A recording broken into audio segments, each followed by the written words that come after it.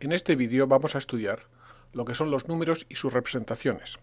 Es decir, vamos a ver qué es lo que es un número, la esencia de un número, y cuáles son las muchas formas que hay para escribir ese número. Vamos a empezar por un error que hay que evitar. Se tiene la idea de que el número 359 es el 359 y que los demás son las representaciones. El número real es este formado por los dígitos 359 y lo demás son representaciones de este número. Y no es así. 359 es simplemente una representación, la más habitual, la que usamos casi siempre, la de base 10, pero no es la única representación, no es el número, es simplemente una representación como lo es CCCLIX, 10110011, 1022 o estos caracteres chinos que tenemos aquí debajo. En este vídeo y en el siguiente, cuando queramos referirnos a un número sin referirnos a una representación concreta, aparecerá en letras. O sea, 359, 3, TRESCI, etcétera, etcétera. Esto es el número 359, que es posible representarlo de estas maneras que veis aquí o muchas otras. ¿De dónde salen los números? Los números provienen de la necesidad que se tiene de contar.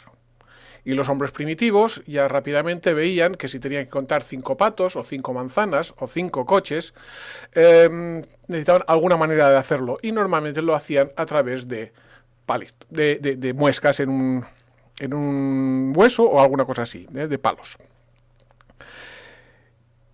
Ni siquiera tenían nombre para los números. Los bosquimanos, por ejemplo, en pleno siglo XX, a principios del siglo XX, seguían con solamente 4 nombres para los números. 1, 2, 3 y muchos para cualquier otra cosa. Es decir, 4 eran muchos, 70 eran muchos, 250 eran muchos. Solo tenían nombres para los números 1, 2 y 3.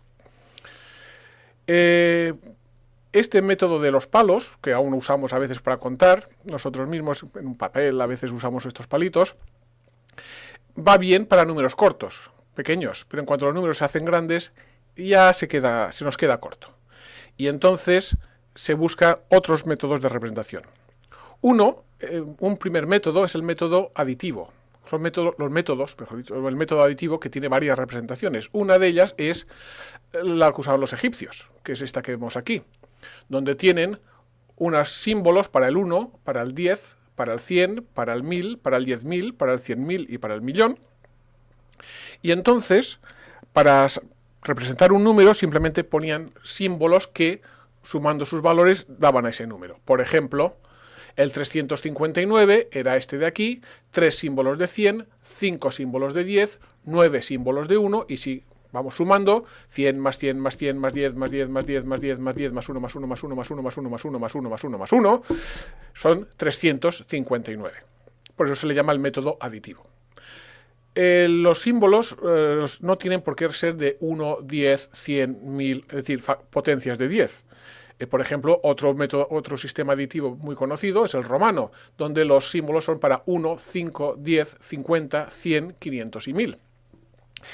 Y en el romano original, los números romanos originales, era un método puramente aditivo. Y, por ejemplo, 359 se representaba por CCC, LV, I.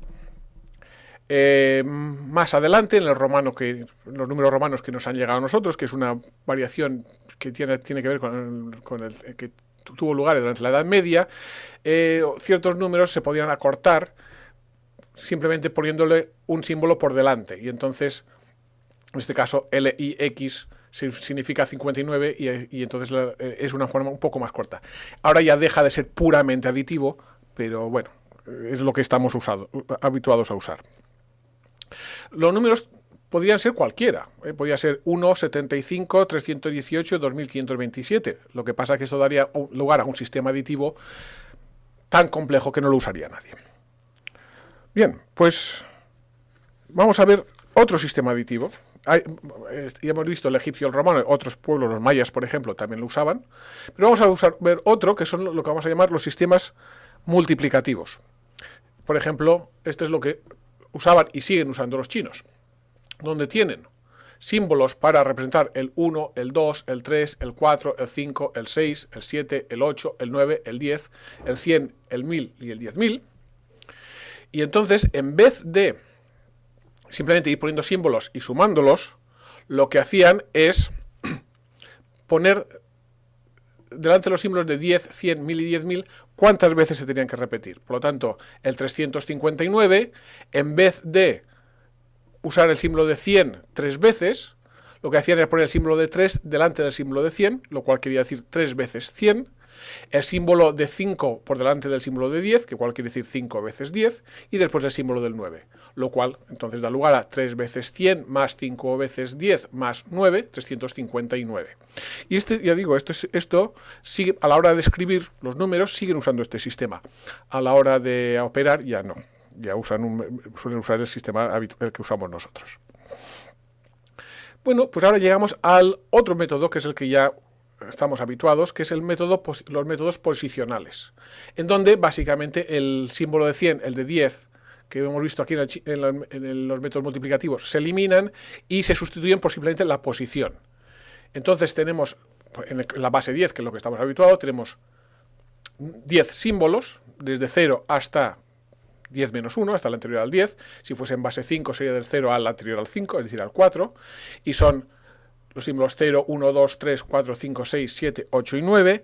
Y entonces ahora, por la posición que ocupan, podemos saber el valor. Es decir, 3 veces 100 más 5 veces 10 más 9 son 359. Y sabemos que es 3 veces 100 porque está en la tercera posición contando desde la derecha. Una cosa que es necesaria o que usamos es el 0 para indicar que no hay valor en los cienos, los miles o lo que sea. Pero realmente no es estrictamente necesario. En números posicionales antiguos, como por ejemplo usaban los babilonios, simplemente dejaban un espacio y entonces 3024 sería 3 espacio 2, 4. Entonces 4 más 2 por 10 más nada por 100 más 3 por 1000. Entonces queda 3024.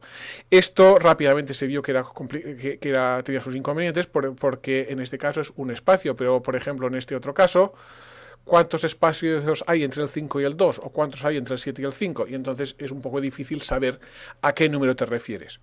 Rápidamente esto se sustituyó poniendo algún símbolo para indicar que allí había un espacio y esto rápidamente se convirtió en el 0. Y entonces tenemos lo que nosotros tenemos aquí, que es nuestro sistema posicional al que estamos acostumbrados. Realmente estamos acostumbrados a la base 10, pero hay otras. Por ejemplo, puede ser un base 10 o en base 2 o en base 7, y esto nos dice simplemente la diferencia entre las bases es cuánto vale lo que hay en cada posición. Un 1 en la posición de la más a la derecha es 1 en todos, pero si está la siguiente, vale 10 en base 10, 2 en base 2 o 7 en base 7, y si está en la siguiente vale 100, es decir, 10 al cuadrado en base 10, 4, 2 al cuadrado en base 2, 49, 7 al cuadrado en base 7. Y entonces es fácil, y veremos en el siguiente vídeo, cómo pasar de uno a otro y cómo convertir entre bases y la utilidad de usar diferentes bases. ¿Cómo quedaría nuestro 359 en estas bases? Pues sería 359 en base 10, 10110011 en base 2 o 1022 en base 7. Entonces, realmente decimos solo usamos la base 10, pero no es cierto. Por ejemplo, para algunas ocasiones usamos la base 60. Para horas o ángulos, para saber la hora, usamos base 60. También a veces usamos la base 12 para contar docenas. Cuando decimos 2 docenas y realmente estamos usando base 12. Y en cosas más especializadas, como en informática, usan la base binaria, la octal o la hexadecimal. Entonces, ¿por qué tenemos diferentes representaciones? ¿Cuál es la importancia de saber que hay diferentes representaciones? Pues es necesario porque nos permite distinguir en lo que son características de los números a lo que son cuestiones puramente de su representación. Por ejemplo, 17 y 14 suman 31 siempre, sea cual sea su representación. Pero 1,7 más 1,4 no es necesariamente 3,1, eso dependerá en qué base estamos trabajando. 35 siempre es múltiplo de 5, sea cual sea su representación. Pero lo que decimos que un número es múltiplo de 5 si acaba en 0 o en 5, eso solo es en base 10. Y 30, decimos 30 es múltiplo de 10, pero esto solo pasa en base 10, no pasa en otras bases. Si diferenciamos entre número y representación, nos permite diferenciar y entender lo que son las esencias de los números y diferenciarlo de lo que son cosas anecdóticas de su representación. Y nos permite entender mejor los números y, por lo tanto, enseñar mejor lo que son los números. Y esto acaba el vídeo de hoy. Seguiremos en el próximo.